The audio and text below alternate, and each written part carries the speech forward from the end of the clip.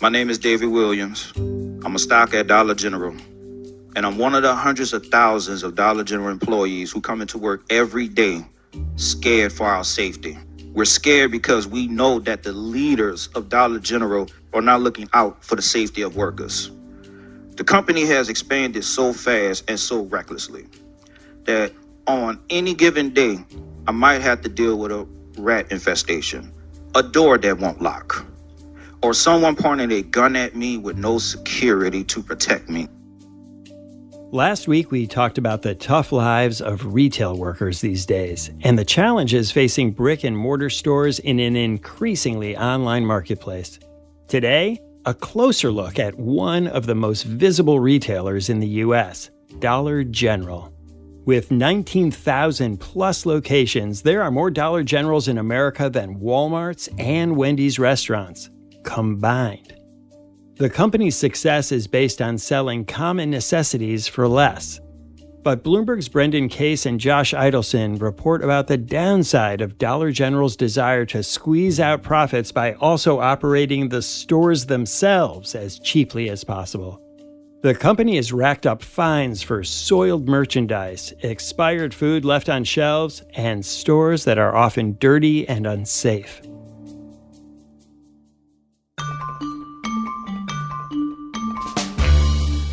I'm Wes Kosova. Today on The Big Take, the high price of low prices.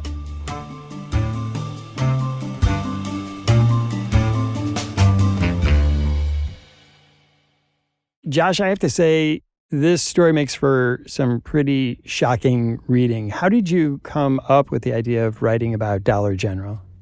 Well, Dollar General came onto our radar because the U.S. Workplace Safety Agency, OSHA, had repeatedly cited them. They also put Dollar General on their severe violator list of companies that were, in the agency's view, showing particular disregard for workers' rights. And it was the first time a national retail company had been placed on that list. So there were tea leaves that suggested that something peculiar was going on here, and something that our readers at Business Week might not expect from a retail company. People are more used to the idea that a job like warehousing or construction or logging could come with risks to the workers' health. A lot of people think of retail as not a great job, but presumably a safe job. And so we were eager to figure out what's going on. And we did that really through two threads, one of which was thousands of pages of documents that took months of public records requests and follow-up to shake loose from states around the country, as well as from federal OSHA. And the other thread was talking to people in these stores, traveling around the country to Oklahoma, to Louisiana, to Florida, talking to people who've worked in these stores at the hourly level, as well as people who've been in management at the store level or above the store level, and trying to identify patterns in what the safety experts from the government were finding and what the people who've worked in or are still working in these stores are experiencing. And Brendan, through all those documents, through all the interviews that you did with employees and others, you paint a very vivid picture. Can you describe for us what you found? So based on our reporting, we found lots of evidence of stores being in very rocky shape. There are stores where there are products that are way past their due date, whether it's yogurt, crackers, even in some cases, baby products. We found stores that were quite dirty at times, which is a common complaint you hear among communities who oppose the expansion of Dollar Generals. And you spoke to one Dollar General employee who describes this very thing. Yes, his name is Joseph Tinker, and he worked at the store in Apache, Oklahoma. And in this case, there were colonies of sparrows and blackbirds that nested in the ceiling. They got in through a hole in the roof. They ended up nesting and laying eggs and began regularly going to the bathroom on the goods. His bosses wouldn't let him throw this merchandise out. This included pillows stained with feces. Instead, the employees were ordered to clean the goods, in some cases by taking them home to wash and returning them back to the shelves. One of the most striking moments for me in reporting this story was meeting up in Oklahoma with Joseph and his now husband, Josh, who was the manager of the store. They both left the store when there was a walkout and mass resignation last year over being forced to work without functioning air conditioning. We went back into that store and I was struck seeing the shelving that was propped up with milk crates, the lack of light in the bathroom, the bugs, both living and dead, the rusty equipment, the unhinged doors, the yellowish puddles on the floor. And Josh and Joseph, they noticed those things too. But their takeaway was that the store has improved since when they worked there, because now the air conditioning is working. We talked with one worker who, in his first months on the job, was told by a manager to purposefully block exits with merchandise as a way to deter would-be shoplifters. And that store actually burned to the ground a couple years after this employee started working there. There was one time I seen an exit filled with stacks of water, like cases after cases after cases of water. That was employee David Williams. We also heard him at the very top of the show addressing Dollar General shareholders, and we'll hear a bit more of what he had to say at that meeting in a minute. David Williams has been working for 4 years for Dollar General. He's someone who knows about worst case scenarios, having been made a refugee by Hurricane Katrina as a teenager. And he was pained about blocking the exits and then after the fire seeing the lack of change. He's someone who's committed himself to trying to change the company. He's part of this growing confederation of different sorts of advocates and activists within and outside the company. In fact, with a proxy from a friendly shareholder, he went to Dollar General's shareholder meeting in May. Activists with a brass band marched to the meeting, and David Williams and a couple colleagues went inside, and he stood and confronted the company and described the conditions he's experienced and that other workers have experienced, and urged approval of a shareholder resolution. In October, OSHA added Dollar General to its severe violator list, dedicated to employers who have willful, repeated safety violations. These violators include aisles, emergency exits, fire extinguishers, and electrical panels blocked by boxes of merchandise stacked up to 6 feet high. This is all made worse by the serious level of understaffing.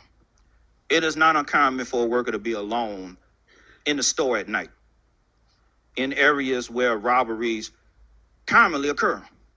There are people who've been in management at the company who say they put in tickets in Dollar General's internal system and their concerns were ignored. One woman who was a district manager told us that she spent months just trying to get outside lights replaced at a store where workers were clocking out in darkness, and was told eventually she needed to provide a photo to show how dark it was late at night before the lights could be replaced. Workers have described issues with being cut by faulty equipment, with what they see as regular fire hazards, also with threats of violence from customers. One man I talked to said he quit his job because someone was taking products and he followed what he had been told was this vague directive to stop people from stealing. And then the man threatened to kill him. And so he, the worker, decided to go work somewhere else. And a through line in many of these issues about dealing with potential threats from other people in the stores, about the expired products of all sorts that workers have seen, that we've seen. A common theme here is staffing, that workers say there aren't enough people to look out for each other, to look out for customers in terms of the ability to move through the store, the quality of the products, that this model that has let the company grow very quickly and save a lot of money has come at a real cost in all of these ways. And Brendan, you went to Dollar General and presented them with your findings. What did they say about all of this? Dollar General had a few things to say to us, and one of them is that they strive to be a force for opportunities in the communities that they serve, and they take their responsibility to provide a safe and healthy work environment seriously.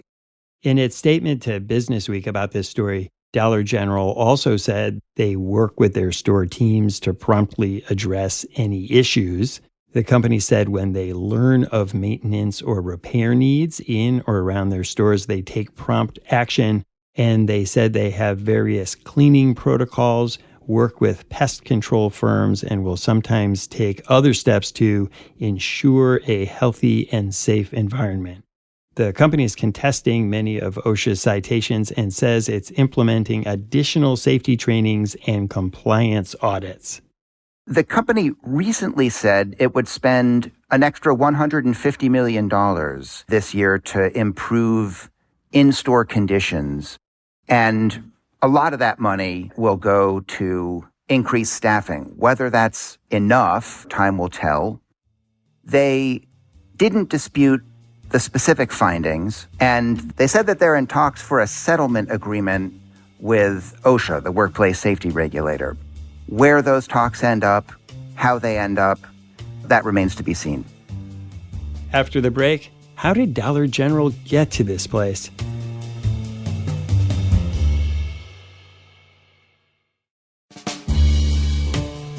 Brendan, Josh earlier said that what's happening at Dollar General is emblematic of their business model and how they operate. What is Dollar General's business model?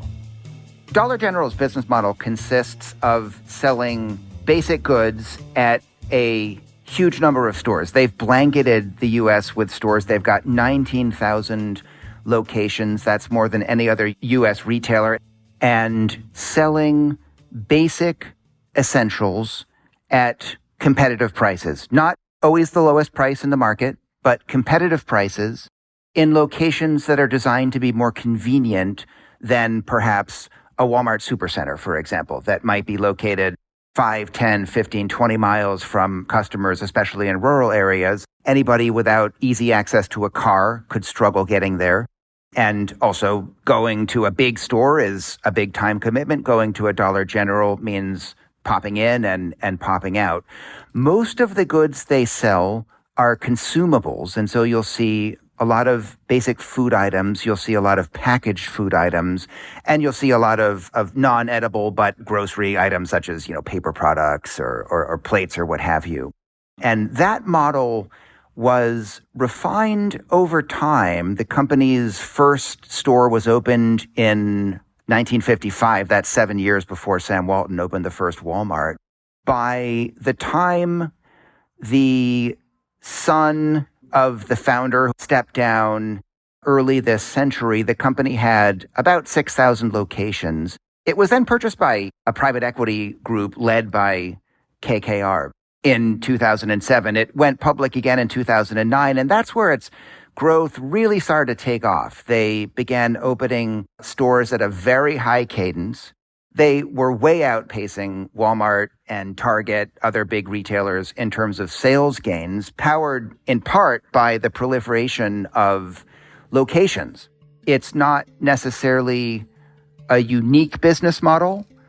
Dollar Tree, which is its biggest rival, has a similar model, at least in a broad brush perspective, but Dollar General has executed it better. It has thousands more locations, and up until recently, it was far outpacing Dollar Tree in terms of sales gains and market value.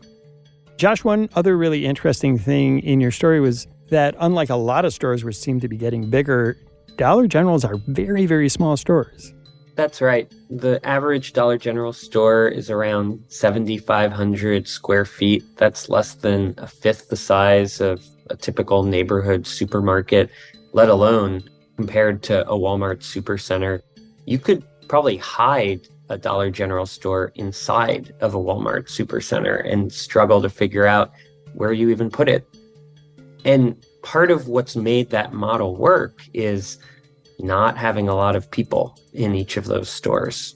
Sometimes there's only one or two people, including a manager, on the property. On TikTok earlier this year, a customer posted about what she described as the experience of having to watch over a store herself as a random customer who'd come in that day so that the one employee working would have a chance to go to the bathroom. Brendan, given the working conditions you describe, why do people want to work at Dollar General? About 4 of every 5 Dollar General stores are located in communities with fewer than 20,000 people. And so a lot of these stores are located in places where the options of other places to work are relatively limited. We spoke with one woman in Mississippi who said that in her town, it's basically a question of working at the Dollar General or working at the local chicken plant. And just as their real estate strategy has to do with convenience for customers, ease of getting there, that holds true for workers too. It might be easier for many employees to get to a local Dollar General than to get to some other employer, particularly if they live in more rural areas. All that said, the company is clearly acknowledging the need to spend more on labor, and presumably that extends to the challenge of attracting workers to work there in the first place, in addition to giving them the hours that many employees and store managers say are needed to keep the stores in better conditions.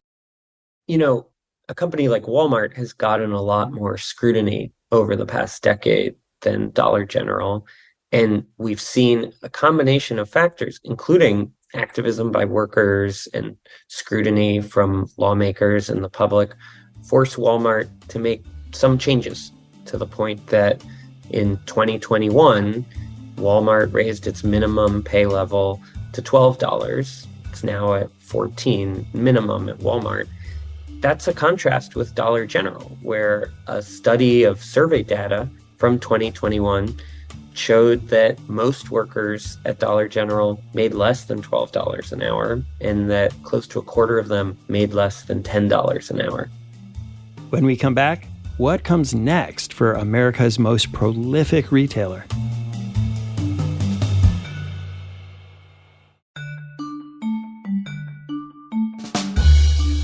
Brendan, you described how the company has increased the number of locations very, very quickly. How profitable is it? To put some numbers on that, net income last year was about $2.4 billion. That was 50% higher than 5 years before. And sales were almost $38 billion, which was 60% more than 5 years before. And yet you write that recently Dollar General's share price has fallen. It's been a really tough year for Dollar General in the stock market, and unusually so. In fact, since KKR brought the company back to the public markets in 2009, the shares have actually never posted an annual decline. It's looking like this year will break that streak, and I'd say that you can point to a few different problems. One is that lower income customers, the kind of people that Dollar General caters to, are really under rising financial pressure. That's just a given for all retailers at this point, but it hits Dollar General particularly hard. Another thing that is a big headwind for Dollar General is increased competition. Walmart obviously has very competitive prices. It also has services like home delivery that Dollar General can't match. And Josh, is there any indication that all of these OSHA violations that you've talked about is having any effect on the company's bottom line? It was interesting talking to the head of OSHA, appointed by Joe Biden, who acknowledged himself that OSHA does not have the power to levy the sorts of fines that another agency like the EPA might.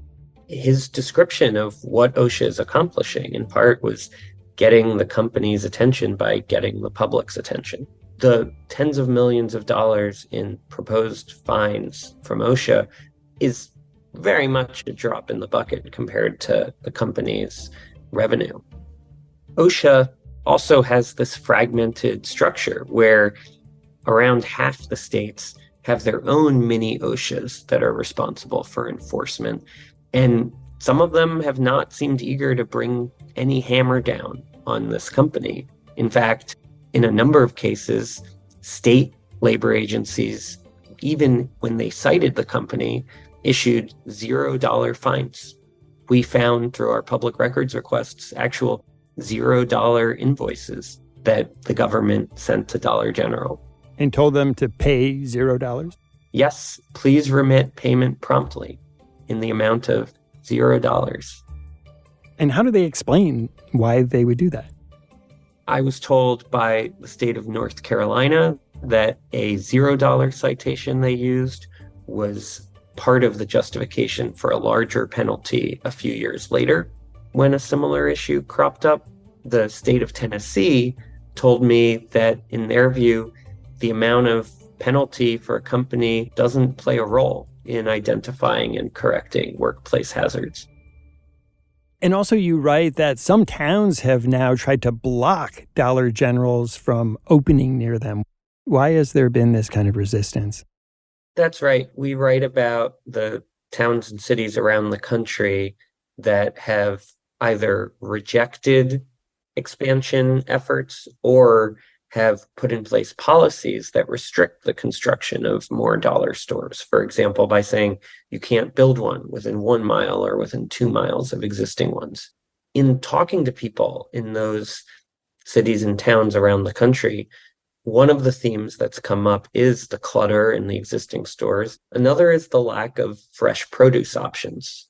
Fresh produce is not a particularly profitable product, and it's not the main thing that Dollar General is offering. Brendan, as you continue to keep an eye on Dollar General, what are you watching for in the future? Thinking about Dollar General's future, I'd say there's a few different things to watch. One of them is local opposition to the company's growth plan. And of course, the expansion has been so central to the company's financial success over the last 15 years. In recent years, though, you've had about 75 communities around the U.S. that have opposed dollar stores in one form or another. Long story short, if opposition to dollar stores becomes a lot more common around the country, that would certainly have an effect. And of course, that's just one consideration if you're thinking about Dollar General's future, especially from an investor standpoint or an employee standpoint. The other things are you've got rising costs, you've got increased competition from companies like Dollar Tree and Walmart that are also going after the same kind of lower income customers. And then you've got just the consumer backdrop where there's more and more pressure on shoppers. Lots of price increases the last couple years, rising borrowing costs now, just a lot of things that are eating away at people's purchasing power. Brendan, Josh, thanks for coming on the show. Thanks a lot. Thank you. Thanks for listening to us here at The Big Take. It's a daily podcast from Bloomberg and iHeartRadio. For more shows from iHeartRadio, visit the iHeartRadio app, Apple Podcasts, or wherever you listen. And we'd love to hear from you. Email us questions or comments to bigtake@bloomberg.net. The supervising producer of The Big Take is Vicky Vergolina. Our senior producer is Catherine Fink. Federica Romaniello is our producer. Our associate producer is Zenab Siddiqui. Hilda Garcia is our engineer. Our original music was composed by Leo Sidran. I'm Wes Kosova. We'll be back tomorrow with another Big Take.